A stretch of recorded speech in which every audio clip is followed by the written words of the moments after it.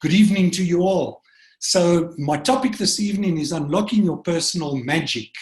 And what I hope to do this evening is to provide you with 4 keys that I believe, if you will apply, will certainly help you to unlock your personal magic, which is a key to your personal effectiveness and also your success in your career and professional life. So I am and was the third of 4 children in my family. I'm the middle boy of 3 boys. And somehow when I was growing up, I found myself comparing myself with my brothers more than with my sister. Perhaps it was somehow my belief that when it came to God and the queue for handing out brains, that somehow my brothers were at the front of the queue and I was at the back of the queue. And if you have a look at this, it's a very old picture and some old pictures. So pardon the quality of the pictures, but you can see, apart from the fact that I thought that I was at the back of the brains queue, I also wasn't exactly an oil painting. And so from a perspective of growing up as an adolescent and in my growing up years, I pretty much struggled with my self-image and self-confidence. And so that put me in a position where I fought for recognition. I searched for recognition somewhere else. And so I searched for it on the sports field and particularly on the cricket field where, and this you have to understand, is in the 70s, late 70s, early 80s, where I would be found as a scholar practicing in the cricket nets probably 3 hours a day on most days in the week. And in an era in which there was no international cricket for South Africa, it was pretty rare to see a youngster training on his own, bowling at 1 wicket for 3 hours on most days in the week. It did, however, I have to say, stand me in reasonably good stead because as a youngster, I was able to represent my province, which was the Eastern Province, at cricket at school level. And that equipped me to earn a scholarship to university. I was noticed on the cricket fields in and around the Port Elizabeth and the Eastern Cape area by one of the professors at the University of Port Elizabeth, as it was, now NMMU University, and he was also the director of cricket. So from a guy who was at the back of the brains queue to now start to think about having to go to university was a tall order for me. And I found myself at that point where I had to make a choice about what course I was going to do at university. Cut a long story short, I managed to graduate from NMMU with a postgraduate qualification in industrial and organizational psychology, as Daniel introduced me. And I think, again, for a guy who believed that he was at the back of the brains queue, it was rather notable, I guess, that I managed to attain an academic average of over 75% for every one of the years that I was at university. Not only that, I still managed to continue to distinguish myself on the cricket field.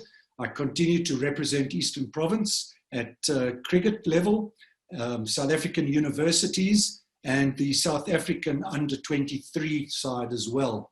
And as I got to the university, I came into contact with some folk who really were very influential in helping me to change the way that I thought and the way that I believed, to the point where I could step out from the shadows of my siblings and step out from the darkness of the self-image and self-confidence problems to a point where I began to find myself.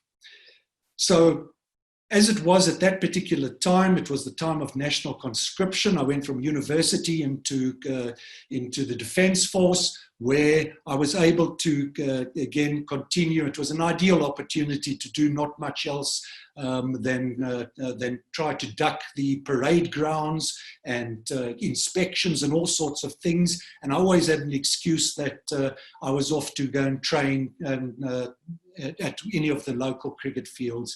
So I spent a lot of time training, represented also the Free State and South African Defence Force and the South African country districts at the same time as well. And so I felt that working hard, practicing hard, and becoming good at what you were doing was a recipe that kind of worked for me. And as I went into the world of work, having left the Defence Force, I joined an organization, a very large organization, Siemens Limited. It was 10,000 employees strong at the time that I joined in 1989. So that tells you how old I am, really. And so from a perspective of that time, I still was fighting to a large extent for recognition. And I thought, if I'm to establish myself in this 10,000 employees strong organization, I would have to make sure that I worked harder than anybody else. I did it with a greater sense of excellence. And also I was prepared to do what nobody else was prepared to do. And so I worked 16 hours a day.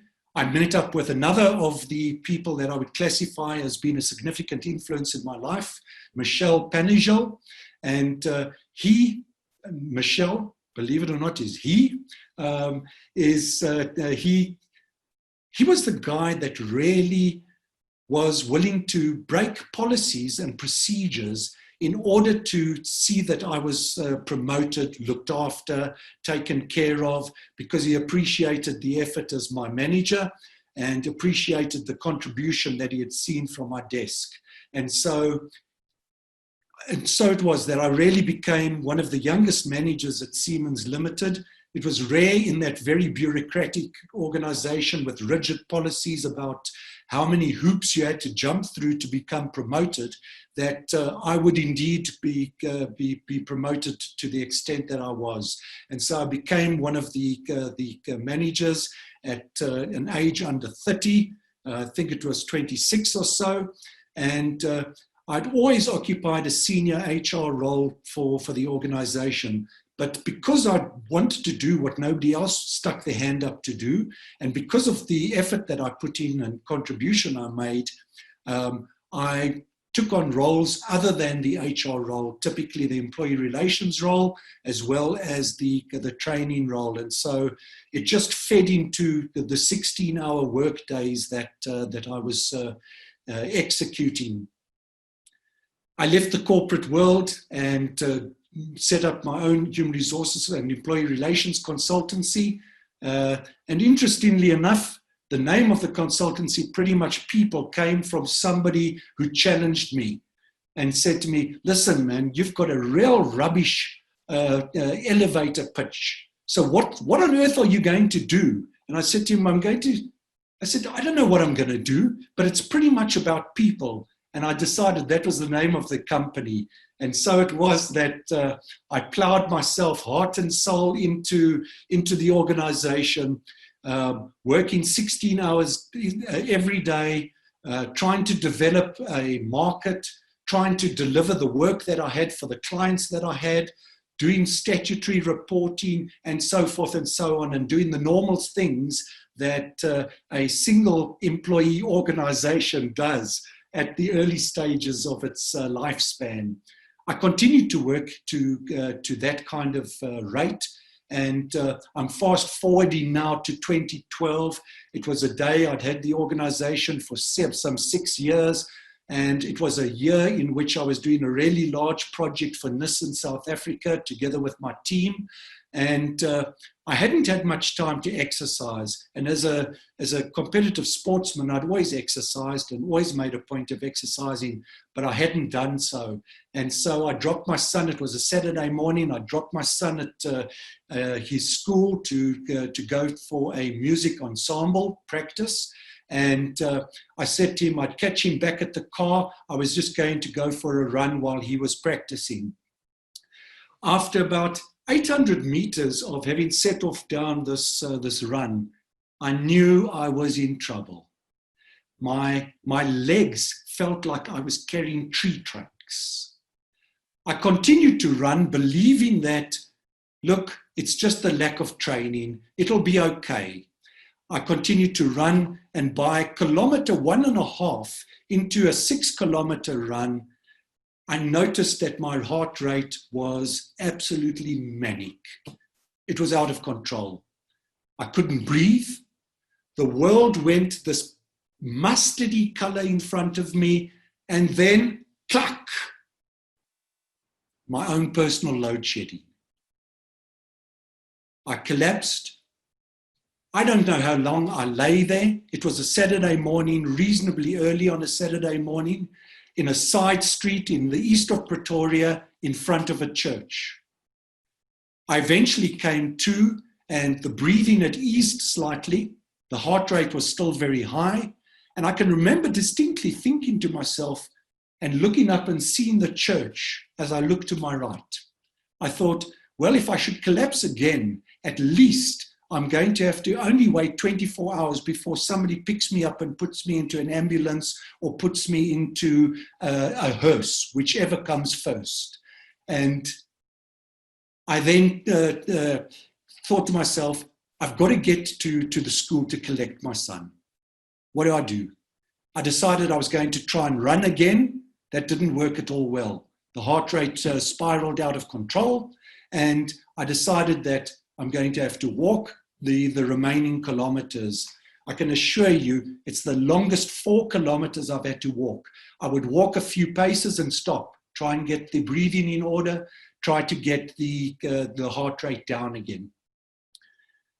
Cut a long story short, this particular situation, I did eventually reach the car. It was not pretty and it was not nice.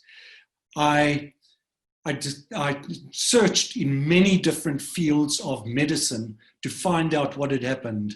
Cardiologists, pulmonary specialists, physicians, until I came to another of the influential people in my life, Dr. Stefan Skuman. And after one meeting, he diagnosed the problem. I pretty much smashed my system to absolutely nothing. And I'd been operating on absolute empty for far too long. He put me on a 2-year recovery plan, which in essence really focused on decent eating and a strict dietary control. And the other element was he had to teach me to sleep again, because I'd been sleeping probably not more than 2 to 3 hours a night, and learning the value and appreciating the value of good quality sleep. I'm happy to say that my recovery, I did everything he told me, and my recovery was a lot shorter than 2 years. But it did teach me that I was not immortal. I was not a superhuman as I thought I was. I was very fallible. And again, fast forwarding to 26, I'd recovered from the terrible situation that I went through, with momentary lapses in between, I would guess, to write and publish the first book that Daniel referred to. It's called Eating from the Same Plate, 10 Steps to Handling and Resolving Conflict.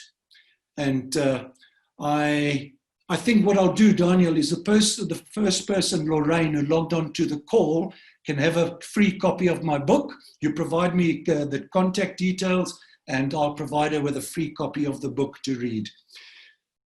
So I published that book in 2016, continued to run the human resources practice that I believe today is a successful practice, which is making a meaningful difference to the life of our clients that we serve. And you might ask, well, what's the purpose of the story? Is it here so that Butters can gloat and say that he's a published author and he runs a successful consultancy? No, it's not that. It's not that at all. What it is to say that I believe that the story is nothing other than a vehicle that will be able to help us to learn from some lessons from the story that I've told and from my life, and to take out of those lessons keys that I believe would be able to assist you in unlocking your personal magic. So let's have a look at what those keys are. The first one is be unique. You see, if you are to be unique, you've got to discover what it is that makes your identity. What are the things that are your strengths? What are the things that drive you? What are the things that fit into your plans? What is your purpose? What is your calling? You see, if you don't understand those things, you're not truly going to understand your uniqueness. I could not appreciate my uniqueness and I think you were a bit prophetic there, Daniel, when you talked about Bugs Bunny. I was the only guy that ever could eat a tomato through the strings of a tennis racket. I couldn't appreciate my uniqueness. I was unique in the way that I solved problems. And today I've used that uniqueness to develop a completely unique way of solving and resolving conflict. Eating from the same plate. It's about my story, my way of solving problems, my view of conflict, and my way that has worked for many years in distinguishing me as a unique person in dispute resolution and conflict. And so you are unique. There are too many people that are trying to be copies of somebody else. Be the best version of yourself. You were never made to fit in. You were made to stand out. Use your uniqueness. You see, the industry, Bitcoin, blockchain, crypto is a wide industry. For all of you who are business owners and entrepreneurs, you want to use your uniqueness to establish your niche in that particular industry. And so it is that if you have an appreciation of your uniqueness, it will favorably position to serve your clients in a unique way. If you have employees, you work with them in a unique way, and you establish your own pattern based on your uniqueness. I think Dr. Seuss really got it right when he said, "Today you are you that's truer than true. There's nobody alive who's youer than you." Be unique. The next one is become known for something. There are many of you who may have read Malcolm Gladwell's book, The Outliers. In that book, he says, if you practice something for 10,000 hours, you can justifiably say you're getting good at something.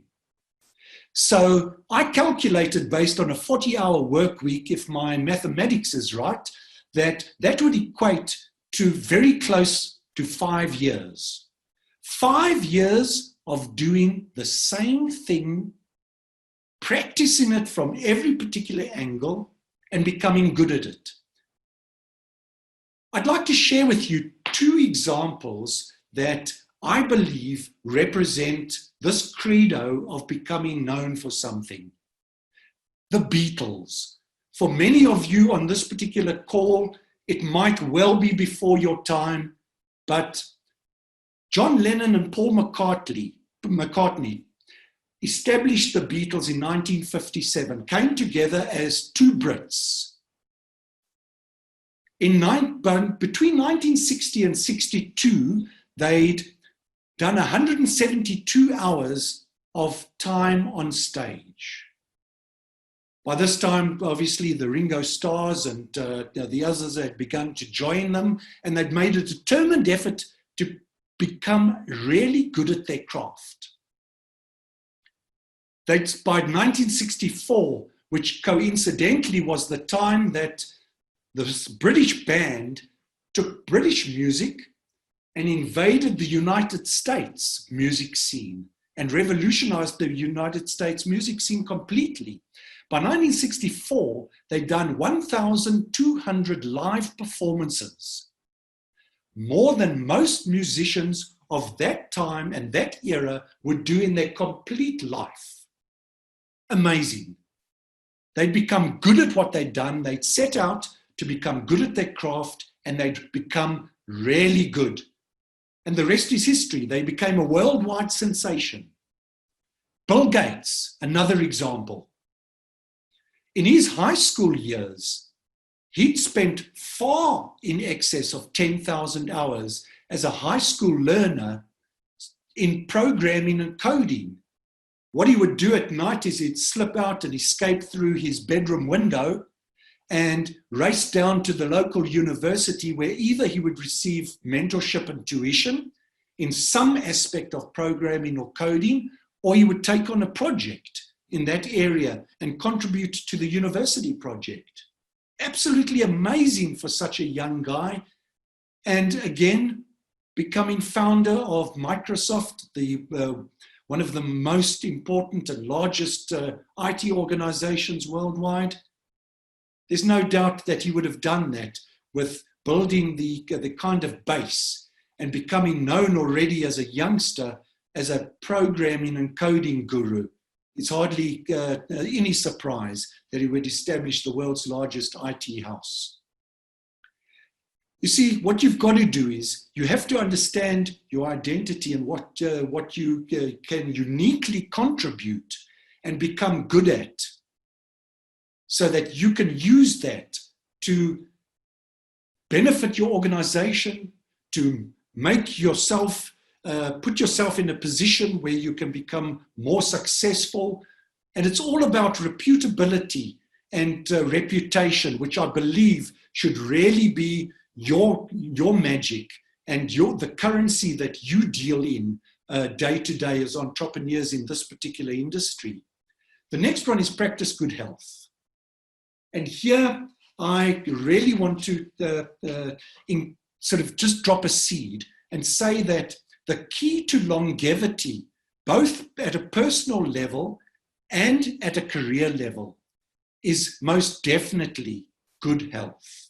Here, I'm not only referring to physical health, I'm referring as well to soul health, what I call soul health. I'll come back to that in a moment, but let me just shock you with one or two statistics. In the United Kingdom, from 1991 to presently, statistics are that the use of antidepressants has increased by over 500%. In South Africa, in 2020, depression and anxiety cost the South African economy in excess of 232 billion rand. Put differently, 5.7% of the South African GDP. That's absolutely massive. If you consider again South Africa in 2019, if you look at typical and acceptable sick leave statistics based on the ordinary non-COVID related scenario, you're talking about an acceptable sick leave usage of probably 1.5% of the productive time. Put differently, just under 4 days per employee per year. Why is it then that South Africa sits with a sick leave utilization on average across industries of 6%? You see, we're living in increasingly stressful times, to the point to which in a recent Harvard medical study, they reflected that 96% of leaders feel burnt out. These are the people who are supposed to lead others. How do you lead others when you are burnt out and jaded? I can tell you, at the point at which I collapsed in front of that church that day, I had not been good for anybody for probably at least 3 weeks prior to that.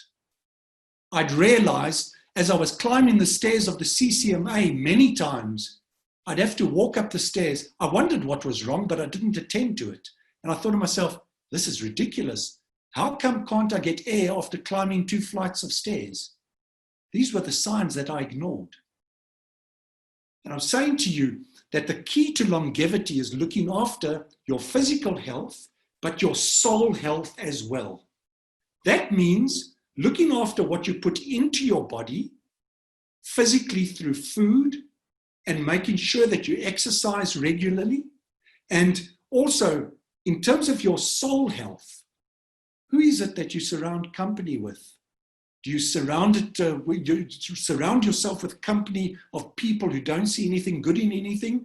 Or do you surround yourself with people, like probably on this call, who are committed to their development and committed to your development with you? What about the stuff that you watch? What do you watch when nobody's watching you? Do you nourish your soul with great stuff on YouTube, encouraging stuff that's going to take you somewhere? What about the stuff you read? Do you read Mills and Boon? I suppose there's a place for Mills and Boon, not my favorite, but or do you take quality stuff that's going to revolutionize and change your thinking? Take care of your physical and your soul health. I think Alexander Solzhenitsyn, the Russian-American author, got it right when he said, "No one in our time finds it surprising when a man takes careful daily attention of his body. But people would be outraged if he gave the same attention to his soul." What are you doing for your body? What are you doing for your soul? The next key is recognize and appreciate those who have helped you. I have pointed out at odd times during the presentation some of those who have played influence in my life. My parents, for teaching me the basic respect of people, to love people, and to live by the credo that anything worth doing is worth doing right.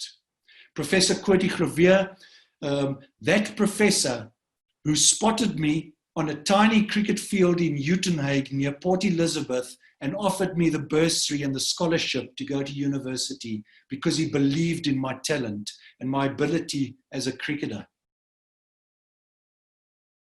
Mike or Michel Panajal, that manager who fought and contested the policies and the procedures that saw me becoming the youngest manager in many years at Siemens Limited. David Trist, former New Zealand cricket player and cricket coach and coach at Eastern Province, who taught me that you need to choose whose opinions you listen to. Ian Howell, one of the greatest captains I've ever had the privilege of playing under, and who also became an international cricket umpire, who would toss me the cricket ball at the most impossible situations in the cricket game and say, "You're the only guy that's going to get me a wicket and to break this partnership." 9 times out of 10, I would not disappoint him. I'd do exactly as he asked me to do. Dr. Stefan Skuman, the man who taught me that it's okay to sleep your way to the top. Ladies and gentlemen, you've been given a treasure chest. Inside the treasure chest are your gifts. They're your talents. They are your treasures, the things that you are good at, your personal magic. You've got to use the keys that have been given to you, and I've provided to you today 4 keys that I believe could fit that treasure chest. You've got to use the key. You've got to put the key into the treasure chest lock. You've got to turn it in order to access that magic.